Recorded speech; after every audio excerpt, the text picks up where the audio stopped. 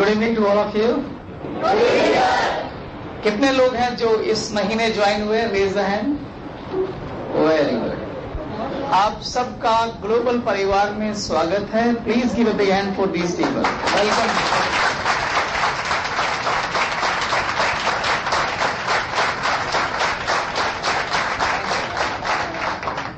मैं आज एक बहुत सिंपल टॉपिक पे बात करने आया हूं। जब हम लोग ग्लोबल कोलैबोरेटर में अपनी सफलता की यात्रा शुरू करते हैं तो सभी डिस्ट्रीब्यूटर्स का एक ही मकसद होता है, क्या? कि हमारे नेटवर्क में ज्वाइनिंग्स आनी चाहिए, लोग जुड़ने चाहिए। जब हम किसी गेस्ट को इंट्रोड्यूस करते हैं, 5 स्टेप हैं जो हमारा गेस्ट जिनसे होके गुजरता है और फाइनली सेल में कन्वर्ट होता है। पहला स्टेप क्या है? अप्रोच, यानी जब आप उसे इन्वाइट करते हैं। इन्वाइट करने के बाद वो सेमिनार देखता है। सेमिनार देखने के बाद उसका क्लोजिंग होता है। क्लोजिंग के बाद आप उसको फॉलो करते हैं, यानी उसका फॉलोअप होता है और उसकी ज्वाइनिंग आती है। पहला स्टेप इसमें क्या है? अप्रोच, यानी कि इनविटेशन। 5 स्टेप में सबसे इंपॉर्टेंट स्टेप अप्रोच ही है, because first impression is last impression. अगर अप्रोच अच्छा है तो 4 स्टेप अपने आप अच्छे हो जाएंगे। और नए डिस्ट्रीब्यूटर्स को सबसे पहले यही सीखना होता है, हाउ टू अप्रोच या हाउ टू इनवाइट। हमें अपने गेस्ट को कैसे अप्रोच करना है, कैसे इनवाइट करना है। आज हम सिर्फ इसी पे बात करेंगे। The topic of today is how to approach. हमें अपने गेस्ट को अप्रोच कैसे करना है। मैंने अक्सर डिस्ट्रीब्यूटर्स को अपनी अपलाइन से ये कहते सुना है, हमारे गेस्ट आते नहीं हैं, हम अपने गेस्ट को कैसे इनवाइट करें। हमारे गेस्ट हमें टाइम दे देते हैं, हम खड़े रहते हैं, गेस्ट आते नहीं।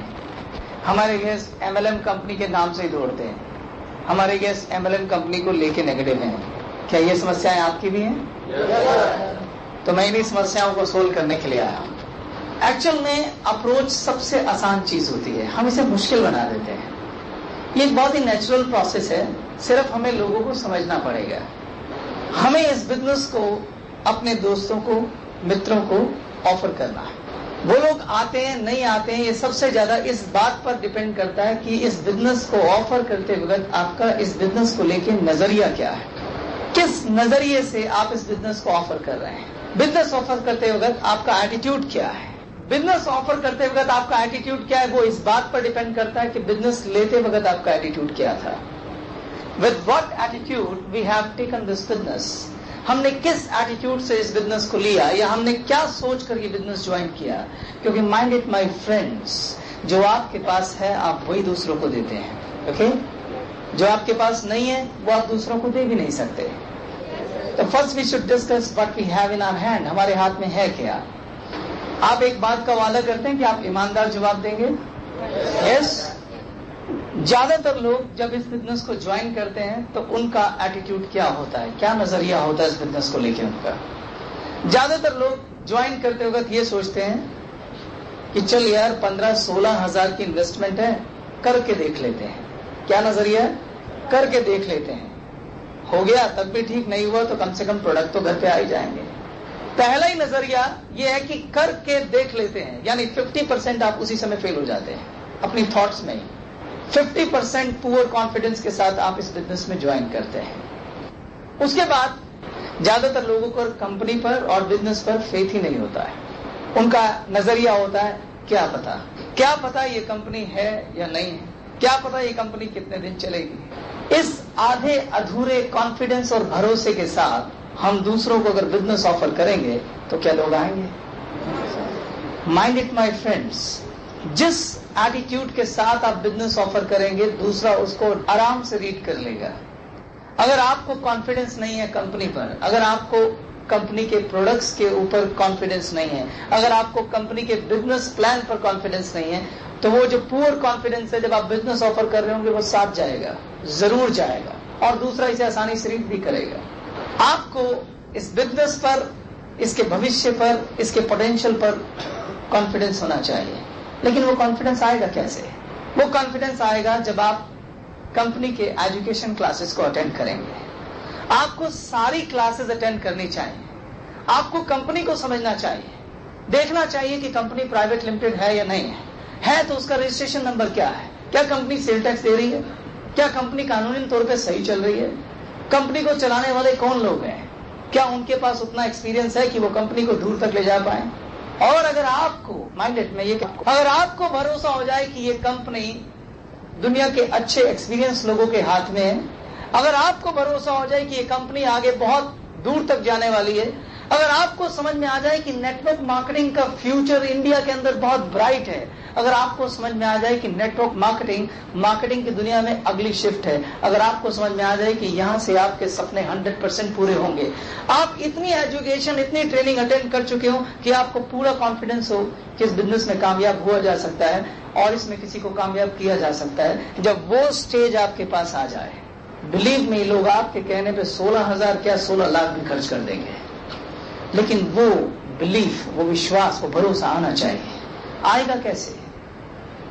उसके लिए आपको कंपनी की सारी एजुकेशन क्लासेस अटेंड करनी चाहिए, आपको कंपनी को समझना चाहिए, कंपनी की मीटिंग्स अटेंड करनी चाहिए, आपको प्रमोशन सेरेमनी अटेंड करनी चाहिए, आपको उन सभी एक्सपीरियंस लोगों के साथ बैठना चाहिए जिन्होंने यहां से कुछ अचीव किया है।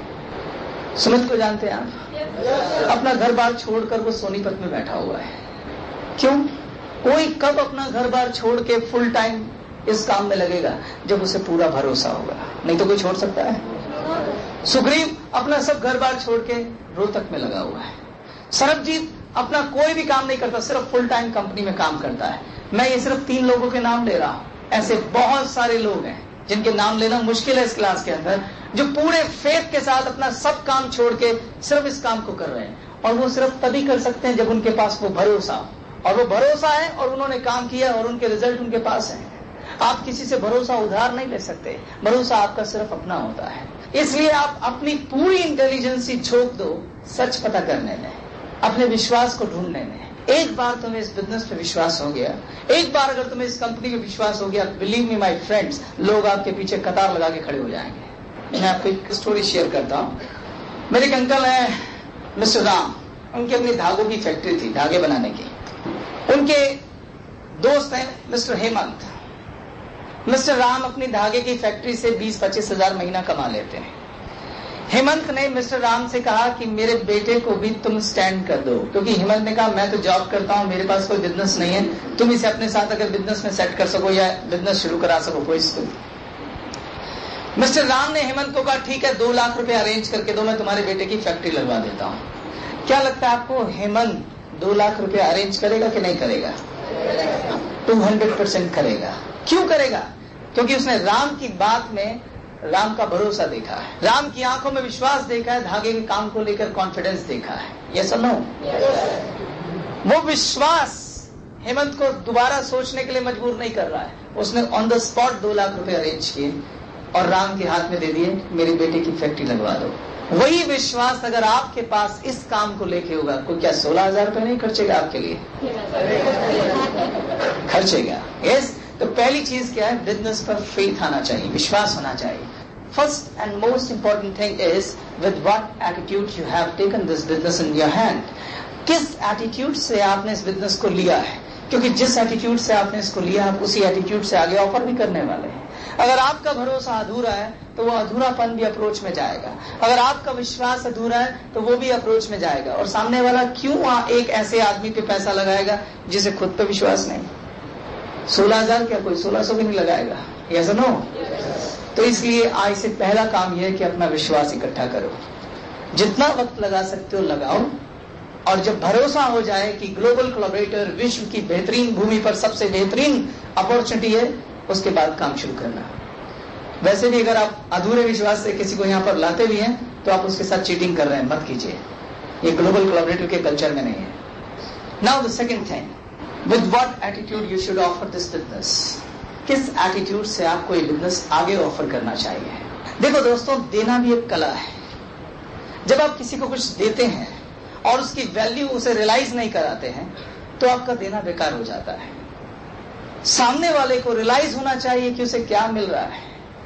पहले आप समझो कि आप उसे क्या देने चाह रहे हैं। आप उसे एक अवसर देने जा रहे हैं कि वो चाहे तो अपना जीवन यहां बदल सकता है, वो चाहे तो यहां लाखों कमा सकता है, वो चाहे तो एक ऐसी पर्सनैलिटी बन सकता है जो स्टेज पर आकर हजारों लोगों के सामने बिना हिचके, बिना डरे बोले। वो चाहे तो वो ऐसा काम कर सकता है कि बहुत सारे लोग उसकी रिस्पेक्ट में लाइन लगा के खड़े हो जाएं। वो चाहे तो यहां बहुत सारे दोस्त बना सकता है। आप एक ऐसा ऑफर उसको देने जा रहे हैं। जब आप ऐसा बिजनेस दूसरों को ऑफर करने जा रहे हैं तो उस समय आपका उन्हें ये बिजनेस ऑफर करते वक्त किस तरह का एटीट्यूड होना चाहिए वो समझने की जरूरत है दोस्तों। लेकिन वो आपको तब समझ में आएगा जब आप पहले ये समझें कि जिन्हें आप ये बिजनेस ऑफर करने जा रहे हैं उनका एटीट्यूड क्या है, उनका नजरिया क्या है, वो किस तरह की सोच रखते हैं। यह समझना बहुत जरूरी है कि जिन्हें आप बिजनेस ऑफर करने जा रहे हैं वो किस तरह की सोच रखते हैं। मैंने कुछ महीनों पहले टीवी में एक एडवर्टाइजमेंट देखी थी। उसमें एक लड़की लोगों को पर्चे बांट रही थी, शायद डोनेशन के लिए थे। तो लोग पर्चा लेते थे और ऐसे फेंक देते थे बिना पढ़े। तभी एक आदमी स्कूटर पे आया, उसने उसको बोला कि इन लोगों को ऐसे पर्चे मत दो, मैं तुम्हें दिखाता हूं कैसे देने चाहिए। उसने एक पर्चे को लिया और अच्छे से मरोड़ दिया ऐसे, और मरोड़ के दे दिया। जिस आदमी को मरोड़ के दिया बड़ा हैरान सा हुआ, क्यूरियस हुआ। उसने पर्चे को सीधा किया, पढ़ा और उसके बाद फेंक दिया।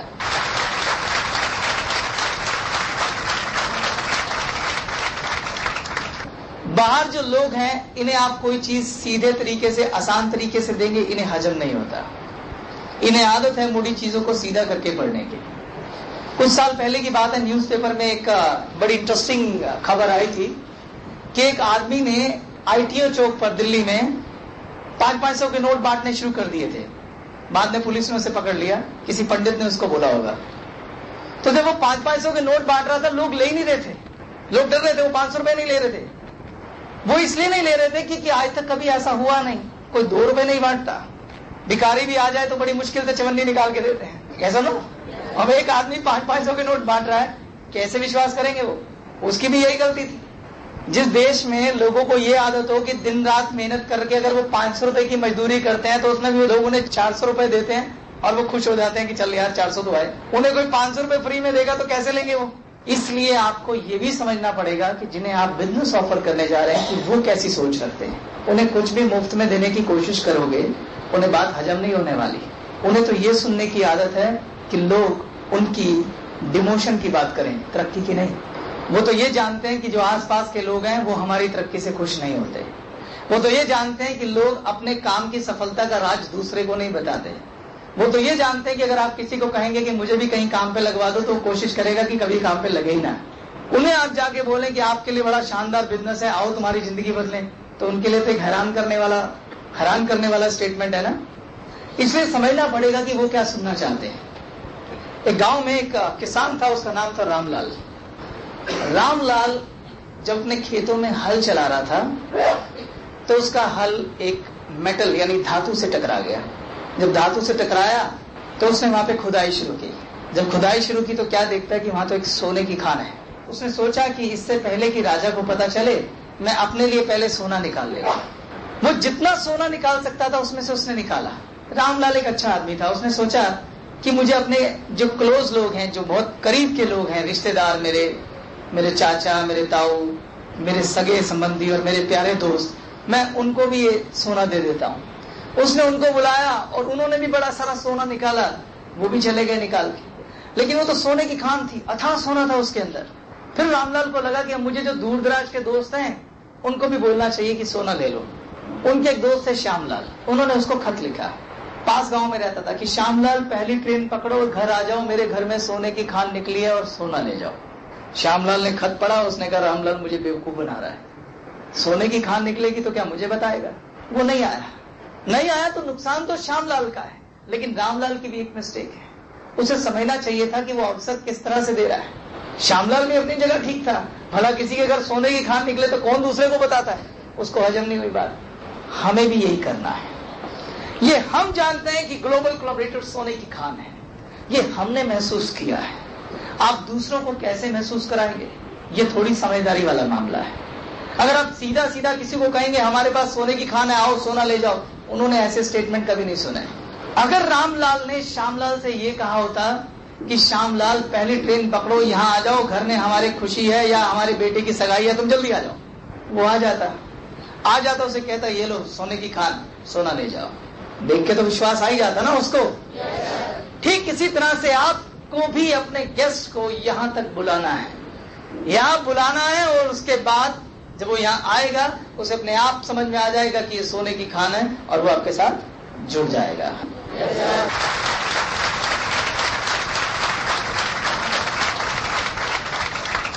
तो पर्पस क्या है? लोगों को यहां तक इनवाइट करना। पर्पस क्या है? लोगों को प्रेजेंटेशन तक पहुंचाना, क्योंकि प्रेजेंटेशन पहुंचने से पहले वो ये जज नहीं कर सकते कि वो सोने की खान है या नहीं है। ये तो प्रेजेंटेशन ही बताएगी कि ये सोने की खान है या नहीं है। तो आपको किस एटीट्यूड से लोगों को बिजनेस ऑफर करना चाहिए? किस एटीट्यूड से? मान लीजिए कि आप एक कंपनी में जॉब करते हैं, आपकी तनख्वाह है 10,000 रुपए। उस कंपनी में सुपरवाइजर पोस्ट के लिए 2-3 सीट खाली है। आपका एक दोस्त आपसे कहता है कि भाई मुझे लगवा दो, 4,000 तनख्वाह है सुपरवाइजर की, भाई मुझे लगवा दो। आपने मन में सोचा चलो इसको लगवा देते हैं। इस समय आप उसकी जॉब लगवाने जा रहे हैं, किस तरह का एटीट्यूड होगा आपका? जानते हैं आप अपने उस दोस्त से क्या क्या उम्मीदें करेंगे? आप उम्मीद करेंगे कि अगर मैं सुबह से 10 बजे का टाइम दूं तो ये ठीक 9:45 पे मेरे घर होना चाहिए। आप उससे उम्मीद करेंगे कि अगर ये बाई चांस 10 बजे नहीं आया तो मैं सीधा ऑफिस चला जाऊंगा और उसे दोबारा पलट के फोन नहीं करूंगा। आप उम्मीद करेंगे कि जब वह उसको जॉब दिला दो तो वो 4 बार थैंक यू बोले। बाई चांस वो दोस्त अगर 10 बजे नहीं आया, आप ऑफिस चले जाएंगे बिना देर किए, और जब आप शाम को वापस आएंगे तो आप उसे फोन भी नहीं करेंगे। जब वो शाम को खुद आएगा कि भाई साहब मेरे साथ बड़ी प्रॉब्लम हो गई, तो आप उसे कम से कम रियलाइज कराएंगे, भैया ऐसे नौकरी नहीं मिलती, वो चली गई 3 सीटें, ऐसे ही बोलेंगे ना? या आप उसे कम से कम डांटेंगे जरूर, ऐसा करेंगे ना? जानते हैं क्यों? क्योंकि आपके अंदर एहसास है कि मैं इसे कुछ देने जा रहा हूं, मैं इसे 4,000 की नौकरी देने जा रहा हूं। जब 4,000 की नौकरी का एक अवसर देने के लिए आपका यह एटीट्यूड है, तो ग्लोबल कोलैबोरेटर की अपॉर्चुनिटी देने के लिए कैसा एटीट्यूड होना चाहिए? एक ऐसी अपॉर्चुनिटी जहां वो चाहे तो लाखों रुपया महीना कमा सकता है। देखो, आपका काम अवसर देने का है। जॉब देते वक्त भी आप उसकी पूरी गारंटी थोड़ा लेते हैं। आपने उसको जॉब दी, 4,000 की नौकरी पे वो लगा, उसके बाद उसकी मेहनत है, उसकी मेहनत है कि वो वहां से चाहे तो मैनेजर बन जाए, या उसका निकम्मापन है कि वो बाहर चला जाए। सारी जिम्मेदारी उसकी खुद की है। ठीक वही बात यहां भी है। यहां भी आदमी को इस कर्म भूमि पे खुद को साबित करना पड़ेगा। कुछ लोग होंगे जो खुद को साबित करेंगे और अपने आप को वहां पहुंचा देंगे जहां सारे सपने पूरे होते हैं। हमारे डिस्ट्रीब्यूटर क्या मिस्टेक करते हैं? लोगों से रिक्वेस्ट करने लग जाते हैं, भाई मेरी खातिर प्लीज आ जाओ, सेमिनार देख लो। अब बाई चांस आदमी ने 10 बजे का टाइम दिया और वो आया नहीं, आप उसे खुद ही फोन कर देते हैं, आपका मैं इंतजार कर रहा था, आप आए नहीं। जरूर आपको कोई काम पड़ गया होगा। क्या काम पड़ गया था आपको? वो बोलेगा मेरे पड़ोसी का भैंस चोरी हो गया था, मैं चला गया ढूंढने। आप कहेंगे ओहो बड़ी दुख की बात है, कोई बात नहीं, मैं कल आपका फिर इंतजार करूंगा, आप कल 10 बजे आ जाना। अगले दिन वो फिर 10 बजे नहीं आया, फिर आप फोन करेंगे, क्या दिक्कत हो गई थी आपको? मैं आपका इंतजार कर रहा था, आप पहुंचे नहीं। जरूर परेशानी हो गई होगी आपको, क्या हुआ था? वो बोलेगा उसकी भैंस मिल गई थी तो मैं बधाई देने चला गया था। वो आपसे ऐसी उम्मीद नहीं करता है।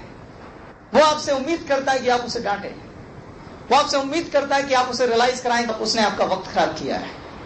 अगर वो आदमी जिसकी आप नौकरी लगवाने जा रहे हैं 4,000 रुपए की, वो पहले दिन 10 बजे नहीं आया, अगर आपने उसको फोन कर दिया वापस कि यार क्या बात, मैं तुम्हारा इंतजार कर रहा हूं, आपको नौकरी नहीं चाहिए, आप आए नहीं, मैं आपकी वेट कर रहा था, चलिए बताइए आप कब आ रहे हैं, कल आएंगे आप? वो बोलेगा हाँ सर मैं कल आऊंगा 10 बजे। वो कल फिर नहीं आया, आपने फिर फोन कर दिया उसको कि यार तुम आए नहीं यार, मैं तुम्हारा इंतजार कर रहा हूँ, क्या चक्कर हो गया था? सर ये दिक्कत हो गई थी। चलो ठीक है, कल मैं सुबह खुद तुम्हारे घर आ रहा हूँ, मैं तुम्हें लेके चलूंगा। ऐसे तो नौकरी मिलेगी नहीं तुम्हें। जानते हो वो क्या सोचेगा आदमी? वो ये नहीं सोचेगा कि उसे 4,000 की नौकरी मिल रही है, पहले ये सोचना शुरू कर देगा इसका क्या फायदा है, ये क्यों इतना परेशान हो रहा है।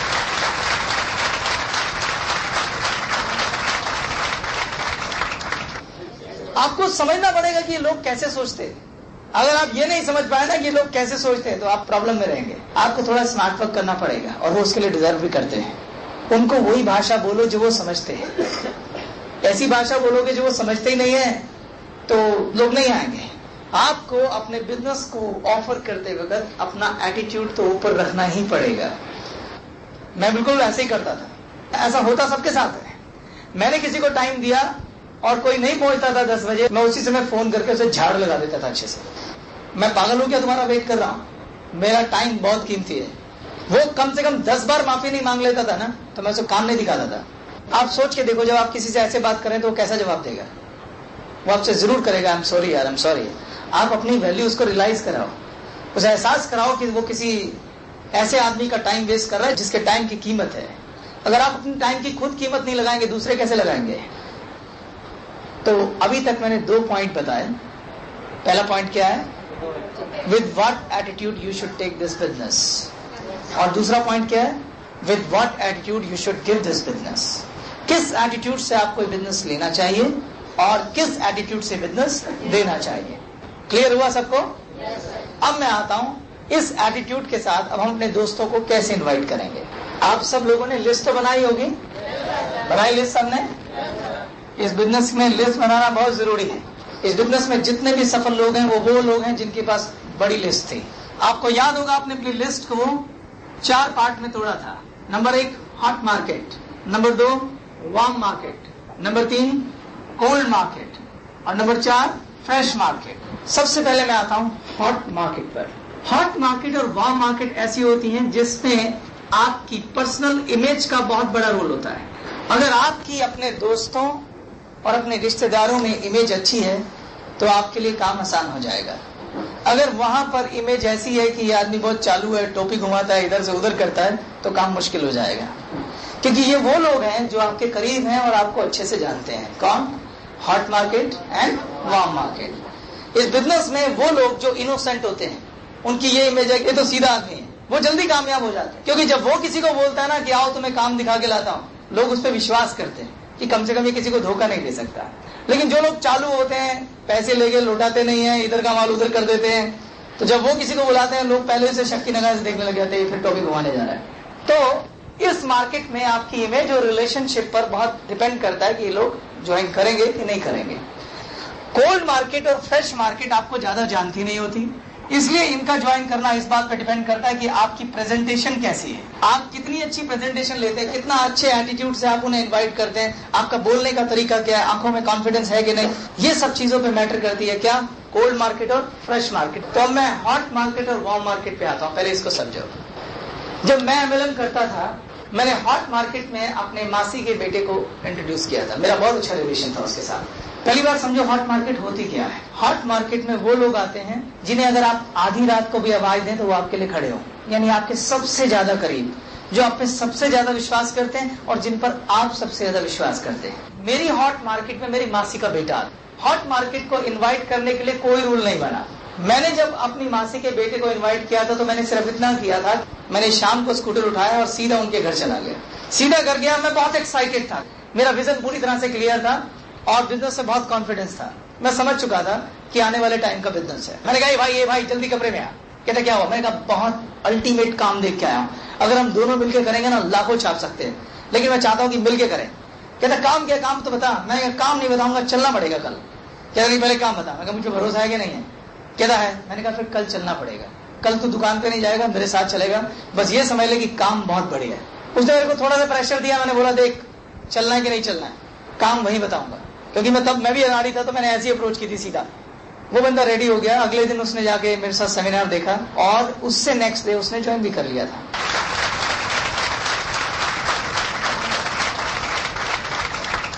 तो हॉट मार्केट के लिए कोई रूल नहीं है, उन्हें तो कान पकड़ के भी ज्वाइन कराया जा सकता है, वो तो आपके कहने पे भी ज्वाइन कर सकते हैं, लेकिन उन्हें फिर भी ये बात जरूर बोलना कि देखो मेरी वजह से नहीं ज्वाइन करना है, अगर तुम्हें लगे कि अपॉर्चुनिटी अच्छी है तब ज्वाइन करना। क्योंकि अगर उन्हें यह एहसास नहीं होगा कि अपॉर्चुनिटी कैसी है, खाली आपकी खातिर ज्वाइन कर लेंगे तो वो काम नहीं कर पाएंगे और बाद में आप पे एहसान भी रखते रहेंगे। इसलिए उन्हें भी रियलाइज करा के ज्वाइन कराना है। सेमिनार में पहुंचाने तक आप अपने हक का इस्तेमाल करो, सेमिनार के बाद नहीं। उसके बाद उसे बोलो तुम्हें लगता है तो करो, तुम्हें नहीं लगता तो मत करो, मेरे लिए मत करना।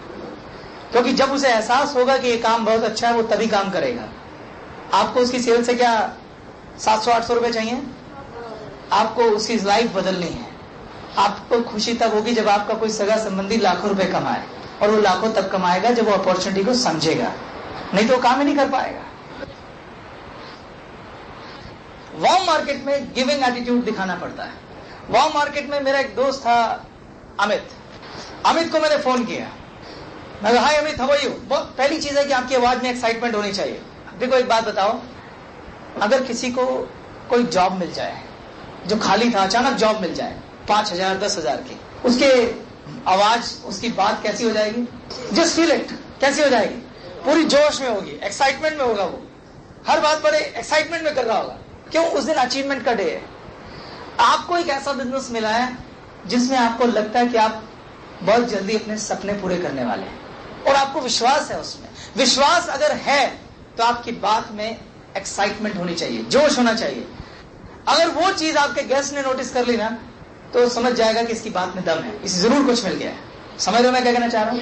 और आप अगर डर डर के बोल रहे हैं, और डर डर के आप तब बोलेंगे जब आपने बिजनेस ठीक से एक्सेप्ट ही नहीं किया, तो वो भी वो नोटिस कर जाएगा। तो मैंने अमित को सीधा फोन किया और मैंने बड़ी एक्साइटमेंट बोला, मैंने कहा हाय अमित, क्या कर रहा है? कहता कुछ नहीं, खाली हूं। मैं कितना सैलरी है तेरा? कहता 8,000।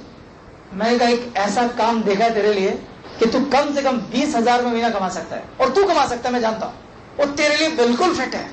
मैंने अगर करना है तो बता। जब मैंने उसको ये बात बोली तो वो थोड़ा एक्साइटेड हुआ, क्योंकि मेरी आवाज में पहले एक्साइटमेंट थी कि काम किया, कैसे है, बताओ तो सही। मैं कहा वो तुझे मिलने में बताऊंगा। तो एक काम कर, परसों अपनी ऑफिस की छुट्टी कर ले, हम दोनों चल रहे हैं। कहता काम क्या है, काम तो बता। मैंने कहा मैं बोल रहा हूं ना, फेथ है कि नहीं है? नहीं आ रहा तो छोड़ देने दे। मैं ये बात बड़ी जल्दी बोलता था। जैसे मैंने बोला छोड़ रहने दे, कहता नहीं मैं आ जाऊंगा। मैं छुट्टी कर सकता है कि नहीं कर सकता? कहता है मुश्किल है। मैंने कहा शाम तक बता दियो, अगर तू नहीं आया तो मैं अकेला चला जाऊंगा। शाम को फोन आ गया, मैं छुट्टी कर रहा हूं, चलते हैं। सिर्फ एटीट्यूड, कोई कन्विंसिंग की जरूरत नहीं है। मैंने उससे वैसी बात की जैसी वो उम्मीद कर रहा था। अगर मैं हल्की सी भी कन्विंसिंग मारता कि नहीं तो प्लीज छुट्टी कर, तुझे मजा आ जाएगा, अब देख मेरी खातिर चल, यही कर, वो कभी नहीं करता। हम यही गलती करते हैं कि नहीं करते? सिर्फ एटीट्यूड दिखाने की जरूरत है। वार्म मार्केट में हमेशा एटीट्यूड रखो। अब हम आते हैं कोल्ड और फ्रेश मार्केट में। कोल्ड और फ्रेश मार्केट आपकी प्रेजेंटेशन और ड्रेस कोड पे आती है। प्रेजेंटेशन और ड्रेस कोड क्या? कोल्ड मार्केट अगर आप चाहते हैं कि आपकी एक आवाज पे आ जाए, तो उसके लिए आपको अपने अंदर कुछ चेंजेस लाने पड़ेंगे। चेंजेस मतलब बदलाव। दो तरह के चेंज होते हैं, internal change and external change. Internal change मतलब आंतरिक बदलाव, और एक्सटर्नल चेंज मतलब बाहरी बदलाव। पहले मैं एक्सटर्नल चेंज की बात करता हूं। जिस दिन आप ज्वाइन करते हैं उस दिन शीशे के सामने जाके खड़े हो जाओ, ऊपर से नीचे तक शुरू हो जाओ। सबसे पहले आओ बालों पर, हेयर कट। आपको अपने आप को ऐसा बदलना है कि जो लोग आपको देखते हैं, जो कोल्ड मार्केट आपकी, जिनसे सिर्फ राम राम नमस्ते है, वो आपके चेंज को एक नजर में नोटिस कर लें। उन्हें लगे कि आप में कोई बेहतर चेंज आया है, और जैसे ही उन्हें लगेगा कि बेहतर चेंज आया, वो जरूर आपसे पूछेंगे, क्योंकि उससे पैदा होती है curiosity.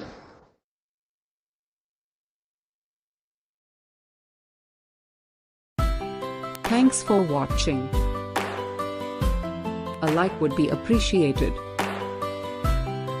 And don't forget to subscribe.